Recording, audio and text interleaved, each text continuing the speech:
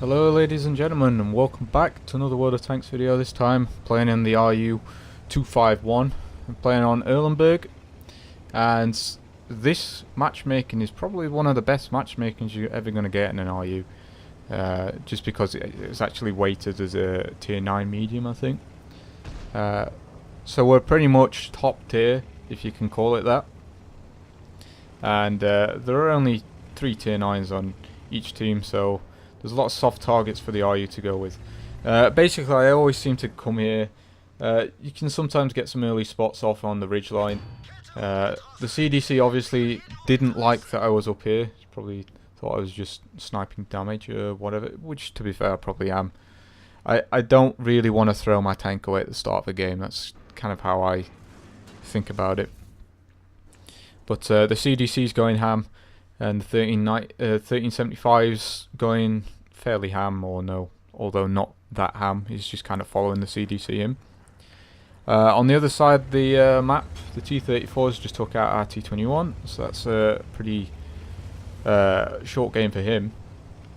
I'm not seeing anyone on the ridgeline, so I'm happy to move up a little bit here. And we're still not seeing anyone. We're seeing quite a lot of tanks on the other side, so I'm thinking maybe at this point that they're all on the other side. The VK gets spotted in the middle. I try for shots and then realise there's 2 tanks that might be looking at me. I try a dodgy shot in the IS-3, but just because of the angle of the plate, I was never going to pen that. I was tempted to go for heat for the IS-3, but decided not to do that. And then the lurver shows up. So I'm just going to try and get some sneaky shots into the lurver, if I can. And then the T-30 appears, so I don't think I'm spotted at this point, so I'm happy to go and just try and snap a shot into the T-30. Fortunately hits the turret, so I don't get any damage there. And now I'm thinking about moving up, but I don't really want to be taking a T-30 hit, because I know he's going to resurface. He's just disappeared off our map right now. So for now, I'll just focus on the lurver. And I go for the cupola on the top, which is a pretty easy pen for this gun. The T-30 comes back up. He's looking sort of similarly my way. I take a shot at him, not really to pen him, but more to deter him from coming up. Bit of psychology there, I think. But the T-30's still not come up, so I'm figuring I could probably sort of get under his gun here. The CDC and myself, and whoever else that was, I think it might be in the Tiger, get shots into the liver and I finish him off. I think that probably hit his upper plate of the Patriot tank. So unfortunately I don't get to pick up the kill on there, and at this point I'm realising that our other flank's pretty much lost, and I need to go and deal with that so we don't get flanked from behind. So off I am, hopefully trying to deal with this. Try and kill the Bulldog first if we can. The T10 takes out the lurver, so T10's around as well. Unfortunately I can't get any shots on the Bulldog, so I just try and get in a little bit closer. The M103's behind a building and he's looking at someone else, so I just take a snap at the M103. Managed to track him, so I've got some tracking here. Put another one in and managed to pen him this time, go through the front wheel. And I try the same shot, but as he's moving and I had to move a little bit there, the accuracy was a bit less. But still, got a damage shot in and I managed to get some assistance there, which is good. Trying to see if the Bulldog was going to move out there, but he didn't, and the Panther 2 took him out. Seeing if I can shoot the T-44-100 through the window, but unfortunately couldn't. And then the lightweight appears, so I managed to put one into his upper plate. T-10 appears, so I'd back off for a bit. Start loading the heat, just because I know I can't pen that thing frontally with AP. He's not looking at me currently, but now he's poking out, so I put a shot into his front plate. He's not currently looking at me, so I'm happy just to stick around. But he's now backing up behind the building. I take a shot at the side, but realistically that's not really going to pen because I'm firing heat, and because of the amazing spaced armor on the T10. I tried to go for the front plate again, but I think I hit the turret. But thankfully, he shows his upper plate. It was an easy shot to take, and I managed to take out the T10, which is really nice. I was coming back to try and take out the lightweight, but unfortunately it gets taken out. And basically all I'm trying to do here is spot the T54-100. And there he is. And I don't think I get spotted for that. So that just sort of shows you how good the camo on this tank is, sorry, even on the move. So basically all I want to do here is try and get some flanking shots in on the T54-100 and possibly spot him if I can. It's already been spotted, so it's probably not going to be my spotting that's going to be getting the damage. But take a snap at the T54-100.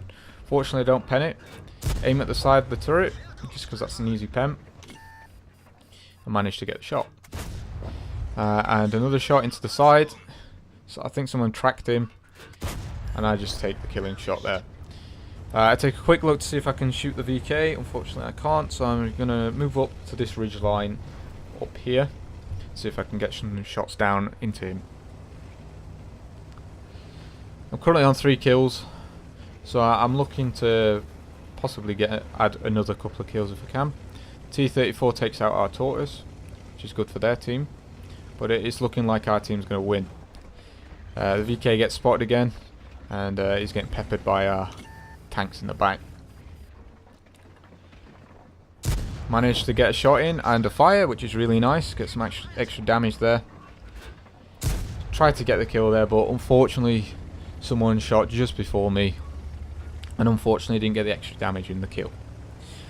And at this point I'm figuring, right, I'm going to probably spot the artillery first, because I know the T-34 is right up in that corner. So I'm loading the HE. The HE is really nice, got more than 100 pen. I see the side of the T-34, and you can actually pen that with AP, so that's good to know. So I'm basically just putting shots in here, and I'm also getting spotting damage because no one else is spotting this. Managed to kill the Tiger, the GW Tiger P, sorry, and then I managed to take out the T-34. So all in all, that was a pretty decent game.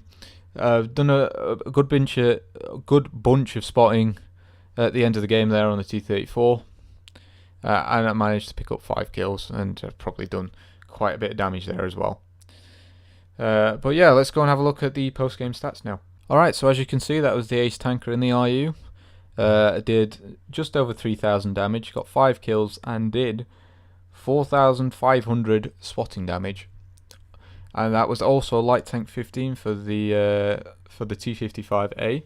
And I'd basically just been spamming light tanks all day for about 10 games, and thankfully managed to do it.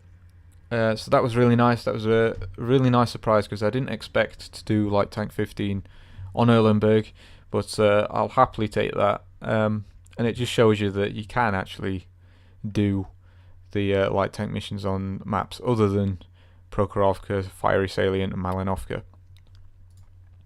So obviously I was top on the team with 1,564 base experience. The next person was in the Scorpion G, who had a pretty good game, to be fair to him. Almost 4,000 damage and nearly 1,100 base experience. So that was a good game to him. Well played to him. I fired 24 shots, hit 24, and managed to penetrate just 14 of them, which sort of gives you an idea that the 190 pen on the AP is a bit mediocre, but then again it is just a light tank, and the reload is pretty ridiculous. It's something like 5.2 seconds for me, and that's without Brothers in Arms crew. Not much of my damage was done sniped, so it was pretty much all self-spotted, I think. I made 63, or well, nearly 64,000 credits. Also got a bit of compensation because that CDC shot me at the start, even though I didn't do any damage. He did damage my tracks, so I get a bit of compensation for that. Didn't take much damage. In fact, I don't think I took any damage in that game, besides the track module damage. So only 467 credits for that, and 22,000 credits for the ammunition, which which was probably because of the heat. If I'd not been firing heat, and then I probably wouldn't have spent as much on ammunition, but then I probably wouldn't have killed the T10 either.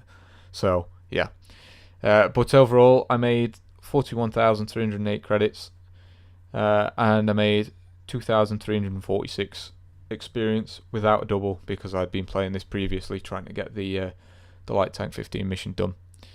But yeah, the RU is an excellent tank, I think. It's probably my preferred light tank, even though I've got a better crew in the WZ-132. It was basically me playing the RU and the 132 to try and get this mission done, and basically my thought process behind preferring the RU was that even in the maps that aren't light tank friendly, you could probably do more damage in an RU, because it's a bit more flexible with the gun depression.